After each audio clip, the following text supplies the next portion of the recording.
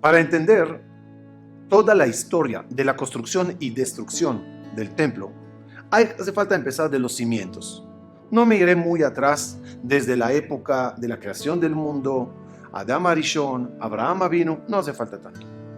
David Amelech, el rey que quiso empezar a construir el Bet HaMikdash, y Dios le dijo, tu hijo lo hará. Pero David hizo los cimientos, preparó el dinero para que tenga él el zehut, algún momento construir el Bet HaMikdash. La historia del rey David comienza desde cuando es joven y se enfrenta a la lucha contra Goliat. Esa escena marcará mucho en la historia de Am Israel. Los pocos contra los muchos, el débil contra el fuerte, el David contra Goliat.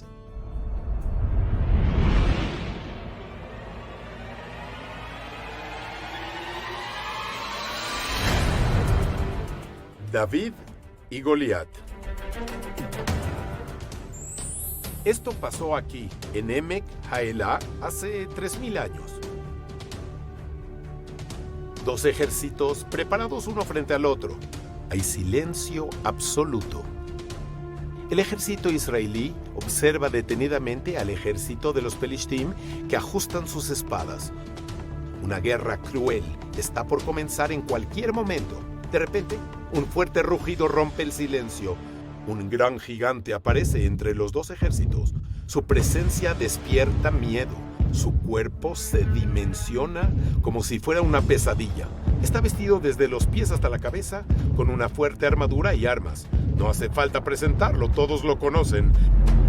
Es Goliat de la ciudad de Gat, el guerrero más salvaje del ejército de los Pelishtim, un asesino profesional. Con su voz potente de trueno, maldice a los soldados israelíes y los invita a luchar por la vida o la muerte, y el que gane se llevará todo. Los soldados israelíes no se mueven de sus lugares, del miedo. De repente, del ejército de Israel, aparece un joven muy bonito, pelirrojo, que da pasos seguros hacia el espacio intermedio, sin armadura ni espada. Solo lleva un bastón de pastor y un bolsito pequeño. Lo llaman David. Un momento, algo aquí no concuerda. Sin armadura y sin espada, parecería que va al suicidio seguro. ¿Acaso piensa David que podrá derrotar a Goliat de esta forma? Presten atención a las palabras que le dice a Goliat. Vos venís con tu armadura y armas, pero yo vengo en nombre de Hashem, de los ejércitos que insultaste. David era muy valiente, pero no era torpe para nada. Él tenía un plan. Vio que Goliat tiene una estatura llamativa y un gran ego. Y cosas que están infladas, pues se pinchan con un alfiler puntiagudo. David decide entrar en el campo de batalla cuando él no se demuestra como un soldado claramente. Solo tenía un simple bastón en su mano. Él sabía que Goliat lo va a enfurecer. Y David tuvo razón, porque así fue.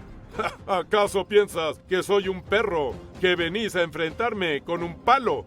Ven hacia mí y voy a dar tu carne a las aves del cielo y a los animales del campo, dijo Goliat. Con tantas amenazas y maldiciones, Goliat se distrae y no se dio cuenta que David saca su honda, el verdadero arma que, como pastor, sabía muy bien utilizar.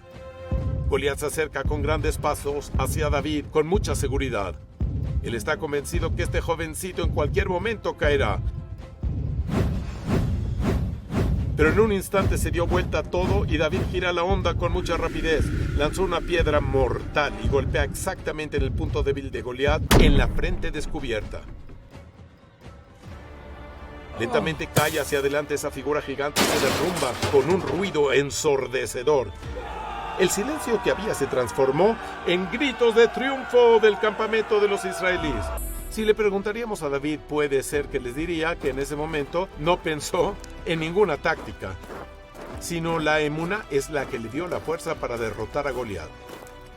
Y le dijo David al filisteo, en este día te entrega Hashem en mis manos, y te voy a cortar la cabeza, y voy a dar tu cabeza hoy a las aves del cielo y a las bestias de la tierra, y sabrán todos que hay un Dios con Israel. A raíz de la victoria de David, se casa con la hija del rey Shaul, el primer rey de Israel. El rey empezó a ver que el público ama mucho al rey David y le alaba más que a él mismo. Y eso generó envidia, odio y persecución. Sí, el rey Shaul empieza a perseguir a su yerno con la intención de matarlo. ¿Cómo se siente una persona que era héroe nacional, comandante admirado y querido, y se transforma en objeto de eliminación y el enemigo número uno? Esta pregunta se la podemos realizar a David, hijo de Ishai, que una noche observa desde la ventana y ve a los soldados de la realeza de Shaul se acercan hacia él. Que en segundos David entiende que está pasando acá, y estos soldados llegan a su casa para matarlo. Este es el momento de escapar de su casa rápido.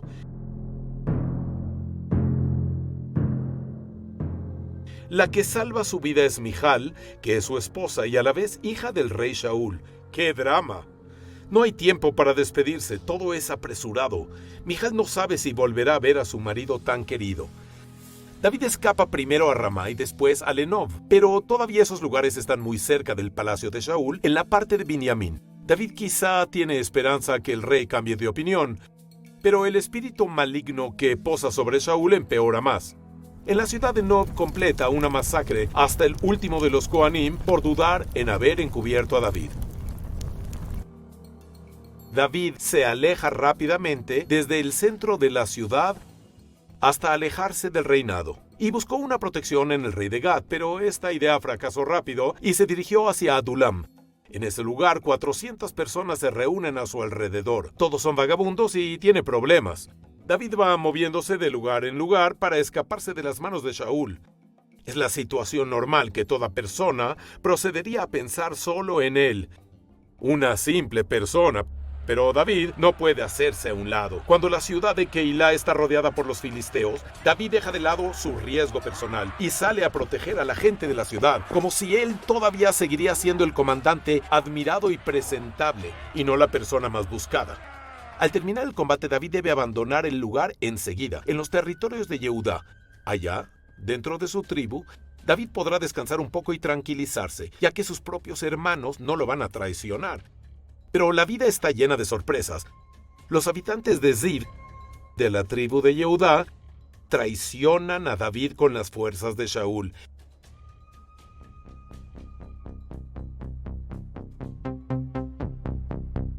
¡Qué desesperación! El refugio más seguro para David sería alejarse de las personas. ¿A dónde? ¡Acá! A las áridas grietas de las rocas, al desierto de Yehudá, al lado de En-Gedi. En su soledad lo acompaña solo sus cantos y tefilot. El cántico de David cuando se encontraba en el desierto de Yehudá: Dios mío, está mi alma sedienta de ti, en un lugar desértico, cansado y sin agua. Por lo menos en esta instancia, David sabe que se encuentra en peligro. Es difícil pensar que el rey Shaul va a dejar de lado todas sus ocupaciones del reinado para ir a perseguir a David a un lugar lejano, detrás de las montañas, al desierto, un lugar lleno de peligros. Quizá esto es un pensamiento lógico, pero Shaul no se encuentra en un momento de pensar de manera lógica. Él sale con 3,000 soldados elegidos al desierto. Una sola misión: encontrar a David y matarlo. La desgracia que tuvo David, que los soldados de Shaul encontraron su escondite, que David y su gente arreglaron. Veremos, así es. Fin de la historia. Pero un giro de la trama. Shaul se separa un instante de sus soldados y se acerca a una cueva para hacer sus necesidades. Pero de casualidad se acerca a la cueva que David, junto a su gente, se encuentran escondidos en ella. Ahora, entre el asesino y el perseguido, la distancia solo unos pocos metros. La gente de David se acelera rápidamente y quieren asesinar a Shaul. Ahora es el momento. ¡Clávale la espada! ¡Clávale la espada! Ahora es la oportunidad única. Matar al enemigo. Poner fin a esto de estar perseguido y salvarse de la muerte. He aquí el día que te dijo Dios que te dará al enemigo en tus manos y harás con él lo que quieras.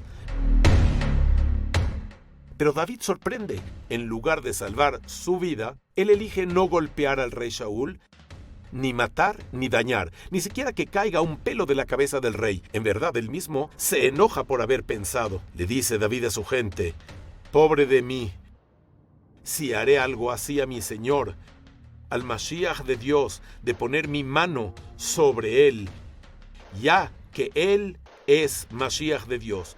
Y convenció David a su gente y no los dejó que dañen a Shaul. David solamente desgarra una punta de la vestimenta de Shaul, pero dañar al rey de ninguna manera. David pagará muy caro el precio por esta decisión. Él deberá seguir deambulando por la tierra de los Pelishtim y quedar alejado hasta la muerte de Shaul. Pero él nunca se arrepentirá por esta decisión.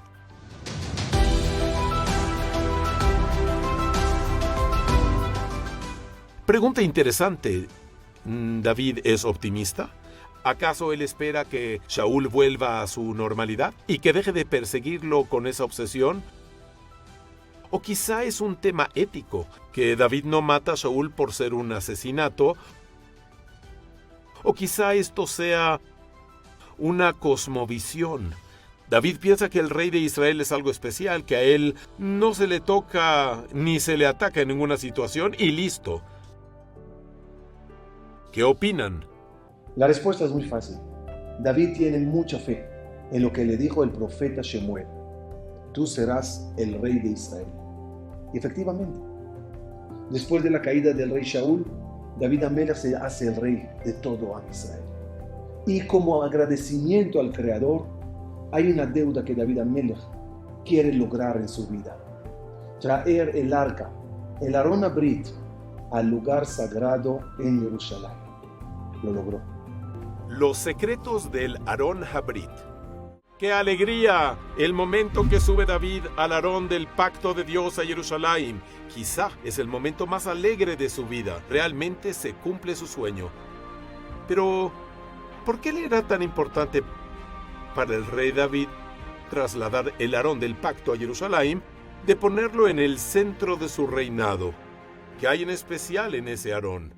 Para poder investigar un poco sobre los secretos del Arón, yo propongo que salgamos a un viaje corto detrás de él, detrás del Arón y las historias que lo acompañan. ¿Qué dicen ustedes? Salgamos al camino. El Arón fue construido en el desierto y dentro de él las tablas de la ley, 2 tablas de piedra que le fueron entregadas a Moisés en el monte de Sinaí, y en ellas talladas la escritura divina, los 10 mandamientos. Resumen de la fe israelí. Cuenta la Torá que el Aarón iba delante del pueblo de Israel en el desierto y los protegía a ellos en el camino de los peligros y enemigos. Se produce algo especial cuando se para el pueblo de Israel frente al Jardén. El Jardén fluye como de costumbre y no hay forma de trasladar al pueblo. Llegó el momento que el Aarón llega al Jardén y las aguas se paran como paredes y el pueblo de Israel cruza el Jardén. Y los Kohanim se quedan parados dentro del Jardén para que el pueblo pase por la parte seca hasta que hayan cruzado todos. Después de estar trasladándose de lugar en lugar al ingresar a la tierra de Israel, posó el Arón del pacto en la ciudad de Shiloh. Ahí estuvo bien cuidado cientos de años, pero entonces el pueblo de Israel sale a la guerra contra los Pelishtim. El campo de batalla era en Eben Haezer, zona de Rosh Ain de hoy en día. Los Pelishtim golpean fuertemente a los israelíes. Miles de soldados mueren, el ejército de Israel está en angustia. Se comienza a escuchar que quizá utilicen el arma más sagrada, que es el Arón del Pacto. El Arón del Pacto llega al campo de batalla. En el campamento de Israel están muy alegres y los Pelishtim tiemblan de miedo. Pero para el asombro de los dos lados, el que triunfa al fin y al cabo son nuevamente los Pelishtim. Y no termina ahí esto. El Arón del Pacto, lo más sagrado que tenían los Yehudim, cae en manos del enemigo.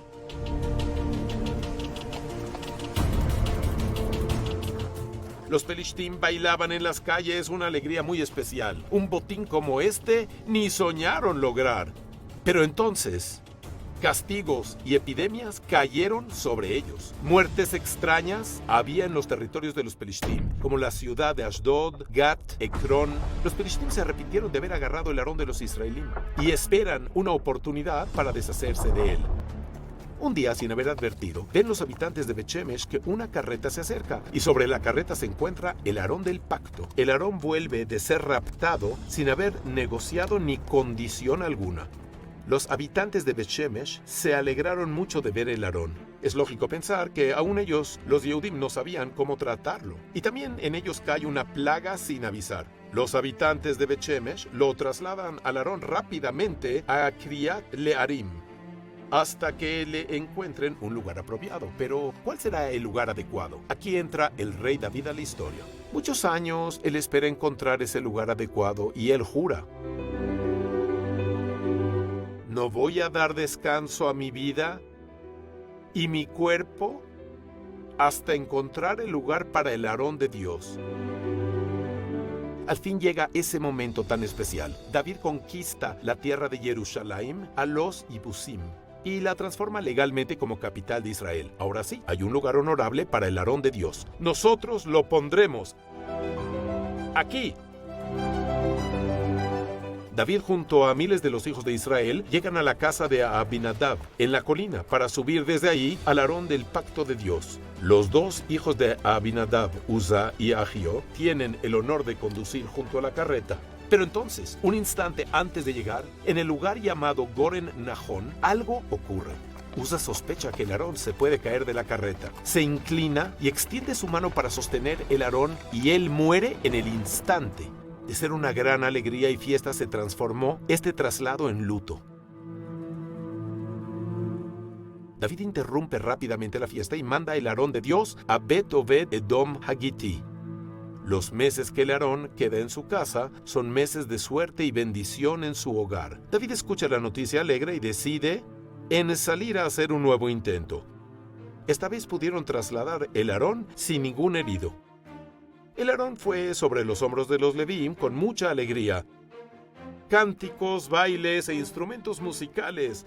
El mismo rey David baila y hace alegría con el pueblo y delante de Dios. El Arón llega al fin y al cabo a Jerusalén y posa en un lugar especial, los patios del rey. En Jerusalén, en el centro de la ciudad, y pasa a ser también el lugar central espiritual del pueblo de Israel.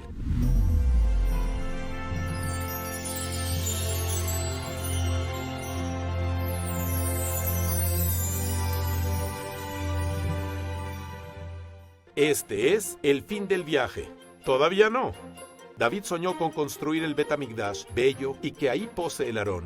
Pero el Tanaj nos cuenta que por ser que las manos de David guerrearon y fueron manchadas con sangre, él no fue autorizado para construir esa casa. El que pudo lograr en hacer realidad el sueño del rey David y construir el Bet Hamikdash en el monte de Moriah será su hijo Shelomo. Como dice el Pasuk, y reunirá Shelomo a todos los ancianos de Israel y a todos los jefes de Israel para subir el Arón del pacto desde la ciudad de David al monte de Sión. El Arón vino con un acto de mucha alegría y temor al Kodesh HaKodashim, al lugar más sagrado del Bet Hamikdash. Las palabras del profeta se cumplieron. David fue rey y muy exitoso. También la palabra que le dijo el Creador a través del profeta al rey David, no construirás tú el Bet Hamikdash, también fue así. Y su hijo Shelomo, tal y cual se prometió, logró construir el primer Bet Hamikdash. Una casa de Hashem hermosa y bella en el corazón de Jerusalén, donde todo Am Israel, de todos los lugares, subían para rezar, para ofrendar, para agradecer y para pedir. El Bet Hamikdash Arishon ya está listo. Camino a Jerusalén, la peregrinación al Bet Hamikdash.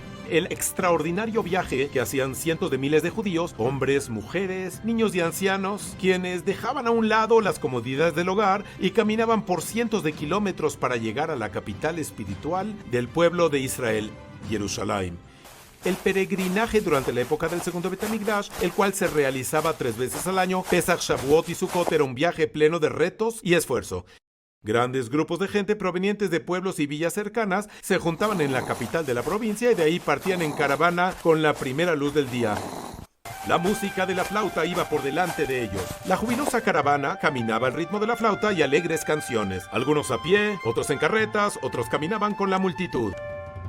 Jerusalén está ubicada a 700 metros de altura sobre el nivel del mar y no importa de dónde vengan los peregrinos, al final del viaje hay que subir esa altura. Afortunadamente las autoridades habían construido un sistema de caminos diseñado para ayudar a los peregrinos. Un último esfuerzo y de repente aparecían delante de ellos las murallas de Jerusalén. La ciudad a la que tanto anhelaban llegar se mostraba ante ellos con todo su esplendor. Y en sus corazones resonaba el versículo eterno: nuestros pies están dentro de tus puertas, Jerusalén. A la mañana siguiente, todo el mundo se levantó temprano y realizó los preparativos finales. La preparación espiritual era lo más importante para los peregrinos, ya que antes de entrar al Bet Hamikdash debían sumergirse en la Tevilá. En la parte sur de la ciudad había un inmenso estanque, una mikve, donde cientos de personas podían sumergirse a la vez. Este es el estanque de Shiloach, y desde aquí se iniciaba el ascenso hacia el Har HaBayit. Para todos, era la recta final del viaje antes del Bet Hamikdash. Una orquesta compuesta por cientos de instrumentos musicales, arpas, flautas, trompetas y liras, llenan el Har HaBayit con su hermosa música. Los Leviim cantan Tehilim de alabanza a Hashem, elevando espiritualmente los corazones de los peregrinos. Todos están juntos aquí, todos son camaradas después de haber compartido el viaje. Cuando los peregrinos retornan a casa, llevan en su corazón los cálidos recuerdos de aquellos maravillosos días, los días del peregrinaje a Jerusalén.